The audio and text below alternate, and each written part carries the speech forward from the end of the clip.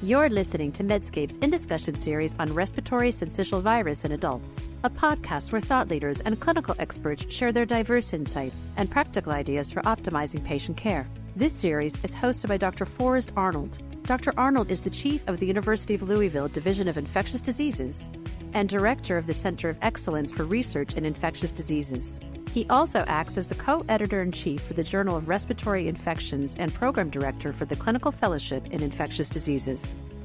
Relevant disclosures can be found with the episode show notes on medscape.com or the Medscape app. The topics and discussions are planned, produced, and reviewed independently of advertisers. This podcast is intended only for U.S. healthcare professionals. Hello, this is Dr. Arnold. Welcome to Season 2 of the Medscape In Discussion podcast series on RSV in adults. Today we'll discuss long-term outcomes of severe RSV infection in adults. First, let me introduce my guest, Dr. Christopher Robinson. He is an associate professor in the Department of Neurology and Neurosurgery at the University of Florida and specializes in neurocritical care. Welcome to the Medscape In Discussion podcast. Hello.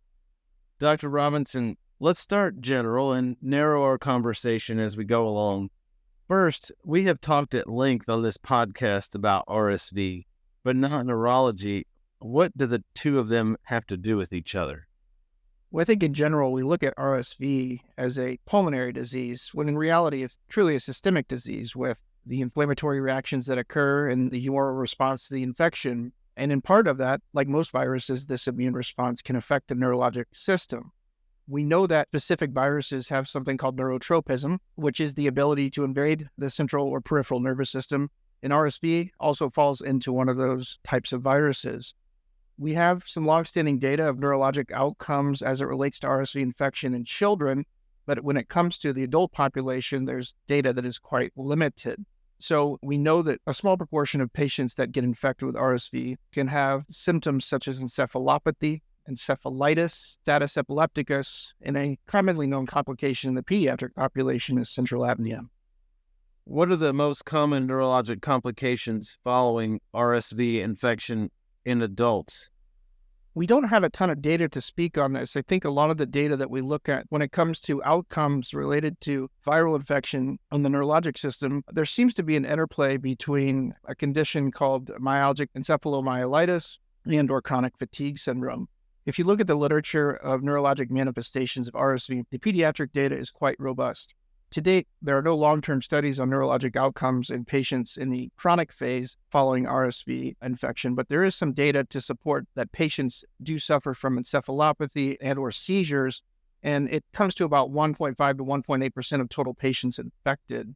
When you look at the pathophysiology of why patients with RSV present with neurologic manifestations, there's a category of immune-mediated responses, which are a relative autoimmunity that can occur. We can talk about that a little later. But more importantly, seems to be a secondary effect, such as hypoxemia-related, metabolic-related, excitotoxic-related, or cytokine-mediated, which is a lot of what we saw with COVID-19 in particular. Okay, and the CFS stands for chronic fatigue syndrome, which I think we're all familiar with. The ME, tell us what that stands for again.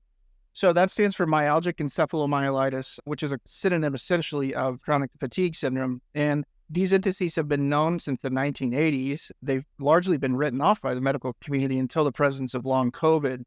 And in fact, the FDA in 2021 committed a substantial amount of money to the research of these chronic sequelae of viral diseases. And I think the presence of knowledge of this disease is ever increasing because of the amount of patients that are presenting to primary care with quote-unquote long COVID symptoms. These patients can typically have a variety of symptoms, including chronic fatigue, cerebral blunting, or short-term or long-term memory impairment, dysautonomia or autonomic disturbances, poor sleep, and reduced activity levels. These were for a long time written off as sequelae of other diseases or some other non-somatic complaint, and so it's gaining traction in the literature. Okay, so you've mentioned some of the common neurological complications like encephalitis, seizures, status epilepticus. What are some of the extrapulmonary manifestations of RSV? So we know specifically neurologic manifestations can occur. The only cerebral spinal fluid data we have for RSV relates to the pediatric population, in which the data is not that robust. You typically see in the pediatric literature children with status epilepticus or encephalitis having negative CSF PCRs for RSV and more likely related to excitotoxic type pathology like febrile seizures. Again, from the adult population, we don't have a robust amount of evidence. We do also have some extrapulmonary evidence of cardiovascular disease or cardiovascular complications in the setting of RSV, and that's likely a secondary effect for multi-organ dysfunction in the setting of refractory hypoxemia. Okay, so heart definitely is an area, and really the nervous system penetrates, as we know, every area of the body and every organ. And so it's no surprise that a neurotropic virus like this attacks viruses would be elsewhere other than just the lungs. Does the importance of increased awareness and improved management of RSV in adult populations translate to improved patient outcomes also?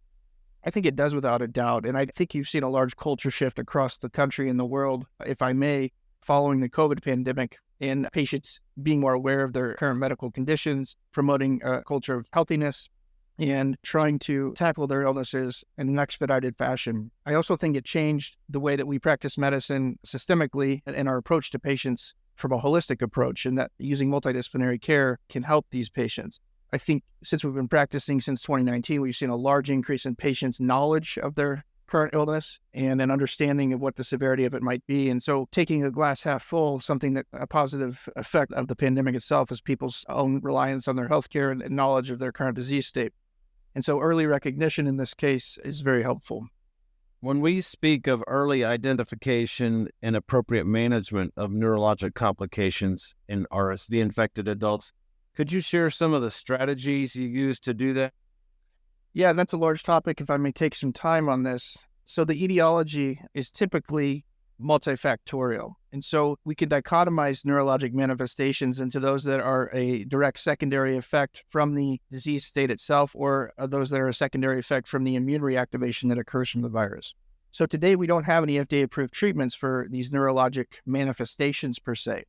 Typically, if we see a patient that has a seizure or status epilepticus, the classical teaching is that a seizure and/or status epilepticus is a symptom of another systemic problem. So addressing that systemic problem, whether it be hypoxia or hypoxia-induced brain injury or a cytokine storm, for example, like we saw with COVID, tackling that head-on as the primary cause will usually result in improvement in the seizure. We use classical EEG technology to identify seizures. We know that in patients that are admitted to the medical intensive care unit, anywhere between 20 to 35% of those patients at any one time are in non-convulsive status epilepticus. And so management of those patients with effective anti-epileptic therapy is important.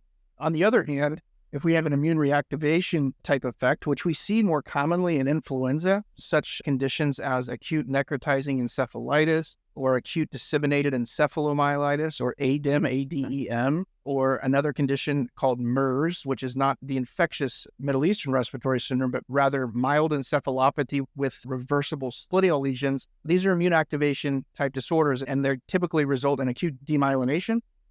And in those patients, we'll typically use immunomodulatory therapy, including steroids and or IVIG or plasma exchange to remove the autoantibodies that have occurred. Now, speaking on steroids alone, we know that steroids in the setting of acute hypoxic respiratory failure with RSV have not shown benefit beyond placebo. And so we only utilize steroid treatment when we have typically MRI confirmed or CSF confirmed invasion of the virus. Steroids have not shown any benefit in patients with classical bronchiolitis or bronchial pneumonia with RSV.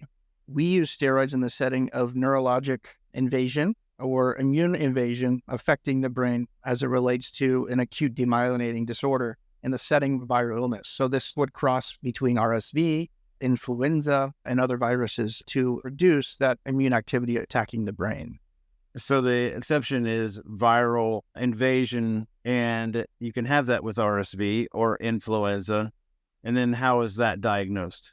Well, that's a good point. And we talked about the presence of neurotropism with these viruses. What these central nervous system disorders are typically not are a reflection of direct viral invasion into the brain. If we look at RSV, if we look at influenza, if we look at COVID-19, and we look at the neuropathologic studies, we do not tend to find direct invasion or infection with the virus into the brain. What we tend to find is a humoral B-cell reactivation attacking astrocytes and attacking myelin that result in a secondary neurologic disorder, which is why steroids work.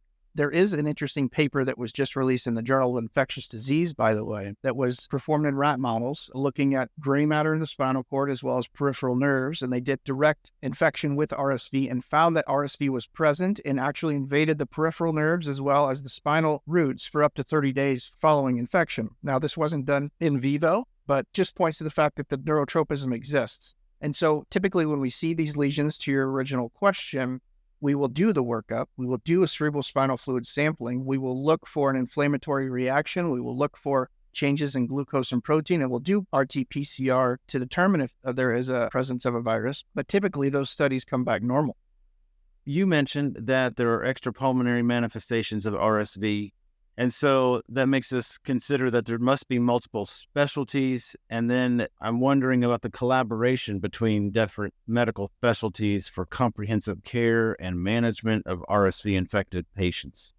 So I think the front line of any patient is their primary care physician. And I think we've had some nice podcasts previously talking to primary care physicians about the impact of RSV and the knowledge behind it. So astute knowledge and recognition of upper respiratory or severe lower respiratory infection if RSV progresses by primary care is highly important. It's also important to note if a patient does require hospitalization from RSV, which is not uncommon, it's around 200,000 adult patients per year, and those patients tend to have specific comorbidities in the literature that predict severe outcomes with RSV, including cardiovascular disease, pulmonary disease, and interesting social living status is a predictor of poor outcome in RSV. And so when these patients are admitted, presence of effective pulmonary care, cardiovascular care, especially those that have the comorbidities, as well as critical care if they're having hypoxemia, is vitally important.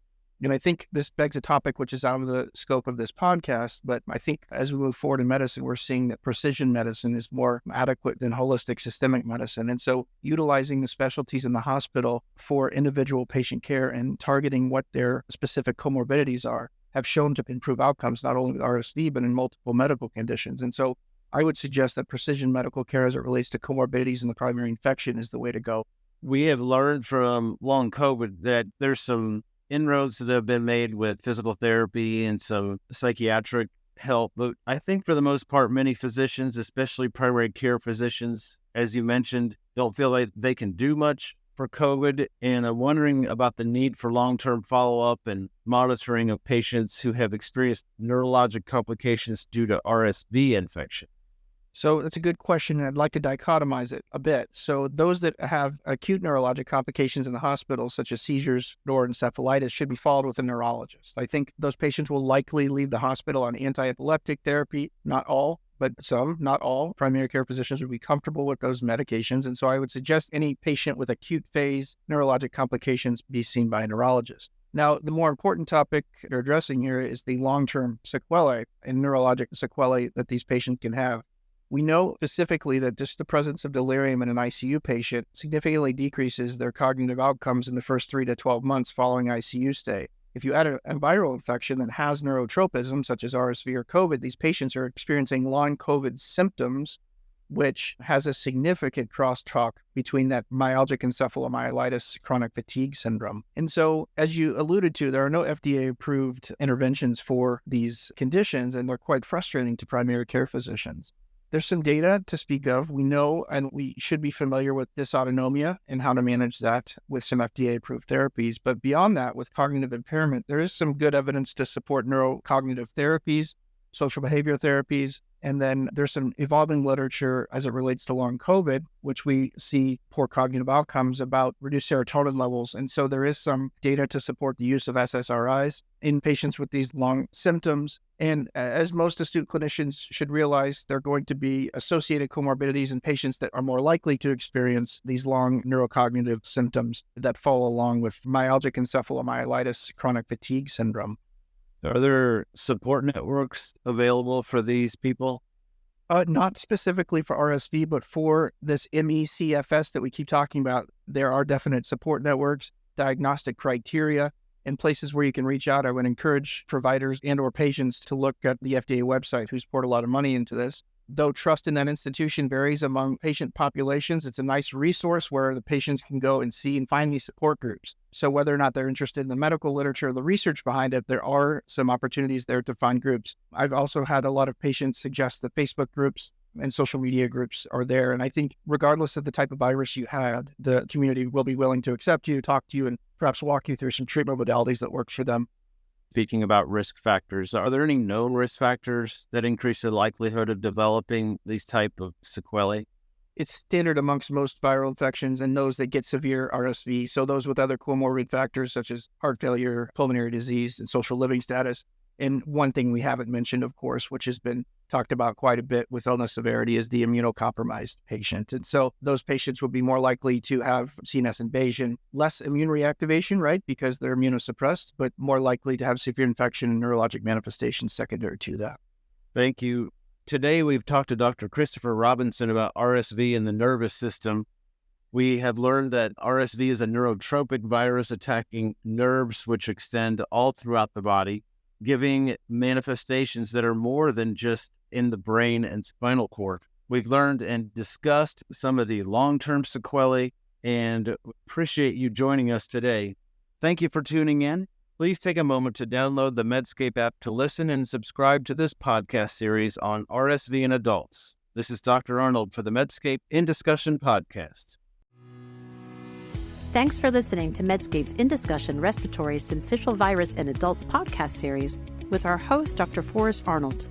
Be sure to look for more In Discussion episodes wherever you get your podcasts.